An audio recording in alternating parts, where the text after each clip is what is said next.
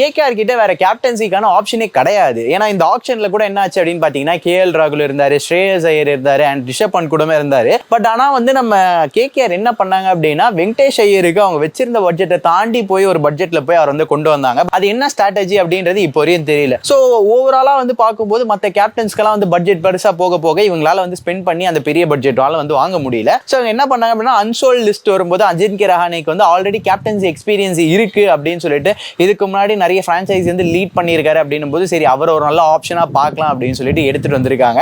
So Ajinkya Rahane அப்படின்னும் போது உங்களுக்கு கேப்டன்சி எக்ஸ்பீரியன்ஸும் இருக்கு அண்ட் அந்த அளவுக்கு பெரிய பட்ஜெட்டும் வந்து போக மாட்டாரு. பட் ரீசன்ட் டைம்ஸ்ல அதாவது போன சீசன்ல நம்ம சிஎஸ்கேக்குமே வந்து நல்லா பண்ணியிருக்காரு அப்படின்னும் போது அவங்களுக்கு அஜின்கே ரஹானே ஒரு நல்ல ஆப்ஷன் அப்படின்னு சொல்லுவேன். பட் ஸ்டில் ஸ்ரேயஸ் ஐயர் இருந்த இடத்துக்கு வந்து அஜின்கே ரஹானே வந்து ஒரு பெரிய பூஸ்டா இருக்க முடியுமா, அந்த அளவுக்கு ஒரு ஆக்சிலரேஷன் ஒரு கேப்டனா கொடுக்க முடியுமா அப்படின்னு கேட்டா கொஞ்சம் டவுட் தான்.